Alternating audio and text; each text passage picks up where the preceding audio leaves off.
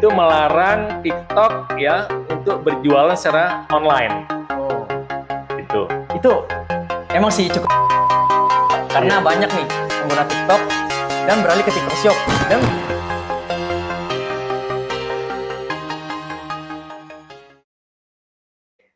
halo semuanya, selamat datang di podcast Bambang Solution. Perkenalkan, saya John selaku host dalam podcast kali ini. Dan ini adalah podcast sebagai bahan edukasi teman-teman pelaku UMKM dan bisnis di Indonesia untuk semakin berkembang. Dan di sini kita kedatangan pembicara yang bernama Bapak Bambang Budi Suarso atau biasa disebut dengan Kang Mas BS. Bagaimana kabar hari ini, Pak? Kabar baik sekali. Baik sekali ya, Pak ya. Bagaimana kesibukan hari ini? Hari ini biasa setiap pagi saya bangun pagi dan saya mesti jaga kesehatan. Setiap hari saya mesti minimal 10.000 langkah. 10.000 langkah. Kalau nggak saya gendut. Oh gitu, Pak. Karena banyak perjamuan makan malam dengan banyak pihak ya. Yo, gitu, Pak ya. Makan siang, ya. Nah, penasaran nggak Kang Mas BS itu siapa sih? Nah, Kang Mas BS ini kayak seorang pengusaha sih, tapi biar lebih enaknya Kang Mas BS sendiri dia jelasin. Sebenarnya Kang Mas itu siapa? Terus miliki usaha apa di bidang apa sih? Oke, saya Bambang Budi Suarso, saya Managing Director daripada KIB Consulting, perusahaan jasa yang berdiri sejak tahun 2008. Kita menyediakan jasa di bidang bisnis, keuangan, akuntansi, dan perpajakan. Kalau di bidang bisnis itu sangat luas. Kenapa? Karena mulai dari kalau seseorang ingin usaha di Indonesia, apakah itu orang Indonesia, ataukah orang asing yang mau masuk ke Indonesia, nah kita bisa bantu itu. Nah, orang asing masuk Indonesia itu bisa katakanlah bikin perusahaan baru, atau dia kalau mau cepet nih, dia beli aja perusahaan Indonesia yang sudah ada melalui proses namanya merger dan akuisisi, seperti itu. Nah, kemudian di bidang bisnis itu juga kita ada legal, ada bidang hukum. Jadi kalau ada masalah hukum, apakah itu hukum niaga terkait dengan PKPU dan pilot, hukum pidana, perdata, atau hukum pajak di pengadilan pajak.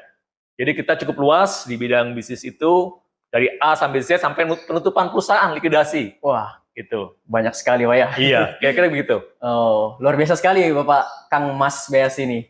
Di tengah kesibukannya juga memanage perusahaannya dengan begitu banyak job desk-nya lah ya. Oke, Bapak ini kan sebagai seorang bisa dibilang yang ahli dalam bidang investasi, keuangan, pajak, dan sebagainya. Nah, Bapak pasti tahu dong dengan UMKM. Tahu betul. Nah, menurut Bapak nih, bagaimana sih pandangan UMKM sendiri? Oke, UMKM atau dalam bahasa Inggris itu Small Medium Enterprise, ya, usaha menengah kecil, itu merupakan tulang punggung daripada perekonomian Indonesia. Kenapa? Karena dia menyumbang sekurang-kurangnya, ini kalau data BPS ya, 60% daripada GDP, Gross Domestic Product. Dan kemudian juga dia sangat penting sekali UMKM itu. Kenapa? Karena menyerap tenaga kerja hampir 70%. 70%, Pak? Iya, dari jumlah penduduk Indonesia itu, UMKM itu banyak sekali menyerap tenaga kerja. Jadi, perannya itu sangat luar biasa. Luar biasa banget, Pak ya? Oke, 70% bukan angka yang kecil ya? Ya, betul. Oke, lalu Pak, menurut Bapak sendiri, bagaimana sih kontribusi UMKM untuk Indonesia? Ya, sebagaimana tadi saya sampaikan, kontribusi UMKM yang menyumbang 60% GDP atau PDB, produk domestik bruto, itu sangat-sangat luar biasa. Kenapa? Karena 60% itu kan angka yang cukup signifikan cukup Pak. Besar gitu ya. Artinya kalau UMKM-nya berantakan atau tidak maju, ya Indonesia pun tidak akan maju. Gitu. Dan itu juga sangat berdampak pada ekonomi, Pak ya? Sangat berdampak. Sangat berdampak kepada ekonomi, sangat berdampak pada penerimaan negara yang bersumber dari pajak, usaha. Jadi sangat-sangat mempunyai pengaruh yang luar biasa. Kalau UMKM itu tidak berjalan, ya bisa juga ekonomi Indonesia itu cukup berdampak juga, Pak ya? Sangat terganggu, iya betul sekali. Gitu ya. Oke, Bapak. Dan tadi seperti yang Bapak bilang adalah sangat berkontribusi terhadap ekonomi Indonesia. Tapi menurut pandangan Bapak nih, ada nggak sih perbedaan tentang UMKM di Indonesia dan UMKM di negara lain? Nah ini, kebetulan saya juga aktif di Kadin, Kamar Dagang Industri Nasional Indonesia. Kalau kita bandingkan UMKM di Indonesia dengan UMKM di Eropa, Amerika, Bahkan di negara-negara Asia lain seperti di China, kita agak berbeda. Berbeda, Pak. Gimana beda, Pak? Oke, bedanya apa? Kelas kita masih kalah. Kelas atau level kita itu kalau dibandingkan apalagi dengan Eropa. Kita kalah jauh kelasnya. Gitu loh. Sehingga banyak sekali UMKM Indonesia yang tidak bisa masuk pasaran di Eropa. Gitu, di Uni Eropa, di EU. Gitu. Ada standarnya yang lebih tinggi berarti Pak UMKM Indonesia itu ya?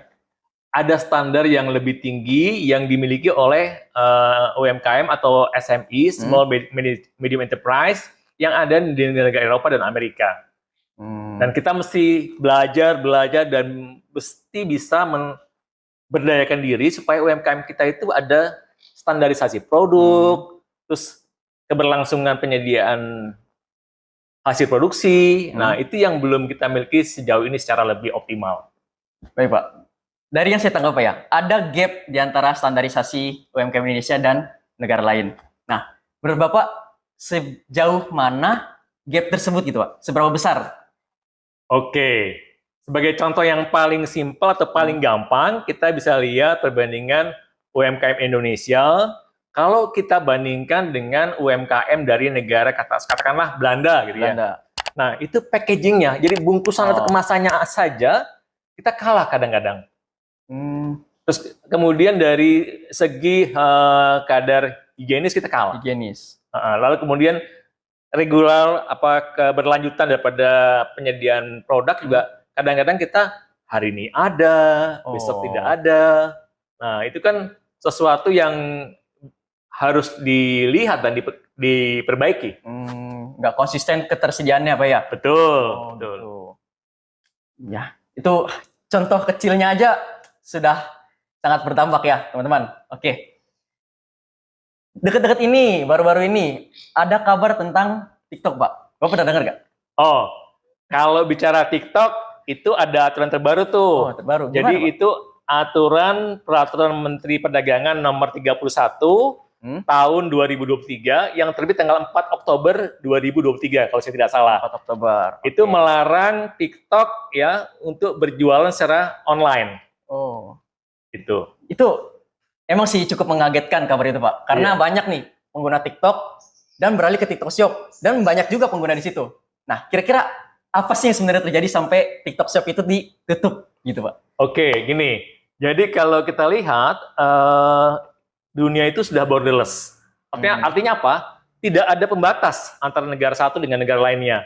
Nah, penjualan secara online itu kan datang dari mana saja di seluruh dunia dan mereka bisa dijual secara online. Nah, pada saat TikTok itu berjualan, dan kebetulan TikTok itu bukan milik Indonesia. Iya sih, benar. Sehingga barang-barang asing itu datang ke Indonesia dengan sangat mudah, dan kebetulan dengan harga dan packaging yang dinikmati atau lebih disukai oleh orang Indonesia. Akibatnya apa? Produk lokal kalah bersaing. Gitu. Nah, sehingga kemudian atas dasar itu, dalam hal ini Kementerian Perdagangan berinisiasi membuat aturan yang memproteksi atau melindungi UMKM Indonesia. Gitu. Dan aturan itu adalah penutupan TikTok Shop, Pak. Betul sekali. Sejak hari ini tanggal 4 Oktober 2023. Resminya hari ini. Yes, betul sekali. Nah, dan saya juga pernah baca, Pak ya, dan algoritma pencarian produknya juga lebih menguntungkan pihak luar. Benar nggak, Pak? Dibandingkan UMKM Indonesia. Ya, karena UMKM atau produk luar itu mereka punya supply chain yang bagus. Ya, sebagai contoh, misalkan ini saya kebetulan pakai jam yang untuk olahraga, bukan lagi jam yang macam-macam. Nah, kadang-kadang rusak gitu ya. Nah, rusak mencari bandnya ini, pegelangan ini, tangan ini. Nah, itu kalau cari di online, hanya online atau platform tertentu yang bisa menyediakan secara cepat. Secara cepat, pasti, waktu, dan harga. Nah, ini hanya bisa terjadi kenapa? Karena mereka punya supply chain yang bagus. Dari negara asal sampai ke Indonesia. Sampai masuk ke Indonesia, juga mereka sudah perhitungkan bagaimana bayar bea cukai, segala macam. Jadi mereka sudah punya jaringan yang cukup luas. Sementara produk kita tidak. Masih kurang cukup persiapan dan sampai supply chain-nya kurang lebar, kurang luas. gitu loh. Dan itu yang menyebabkan Kita kalah bersaing. Ya, kita kalah bersaing ya Pak ya. Kalah bersaing. Dan oke, kita sudah bahas apa yang sebenarnya terjadi dan hingga peraturan terbarunya penutupan TikTok Shop. Kira-kira Pak, menurut Bapak sendiri, gimana sih dampak dari penutupan TikTok Shop itu terhadap UMKM Indonesia?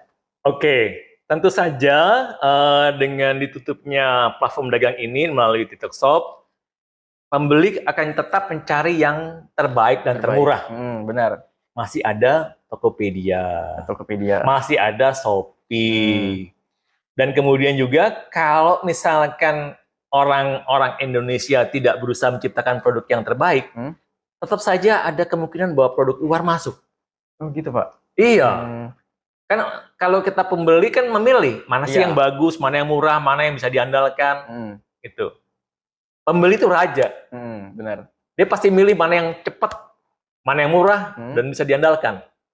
Kalau kita punya produk Indonesia kurang bisa diandalkan, tetap saja orang akan melihat produk yang lain.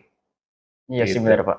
Tapi menurut Bapak nih, saya kepikiran TikTok, Shopee, dan e-commerce lainnya di produk-produk Indonesia sendiri itu sudah cukup berkualitas nggak sih Pak? Beberapa produk Indonesia sudah punya kualitas yang cukup baik, tapi beberapa lagi yang lainnya perlu lebih dikembangkan. Dan menurut Bapak sendiri, yang sudah cukup baik itu dengan yang perlu dikembangkan, seberapa besar gap antara itu Pak? Kalau boleh jujur ya, kalau kita lihat dengan jumlah penduduk Indonesia sebanyak kira-kira 280 juta jiwa, ya, itu kita pengusaha Indonesia yang sudah maju, ya, terutama UMKM Indonesia maju, mungkin jumlahnya lebih kecil dibandingkan ya jumlah mereka yang masih perlu dilakukan pembinaan. Jadi katakanlah mungkin 40-60, dan 40 yang sudah maju, 40%, 60% yang masih perlu dilakukan pembinaan. Seperti itu Pak. Dan menurut Bapak sendiri, itu sudah lumayan bagus nggak sih? Tergantung pembandingnya. Kalau kita pembandingnya dengan negara yang katakanlah negara seperti Timor Leste, Fiji, kita lebih bagus. Lebih bagus ya. Tapi kalau kita bandingkan dengan negara-negara di atas ya, katakanlah di Eropa, China, Amerika, kita kalah. Jauh ya Pak ya. Jadi membandingkan dengan mana nih gitu loh.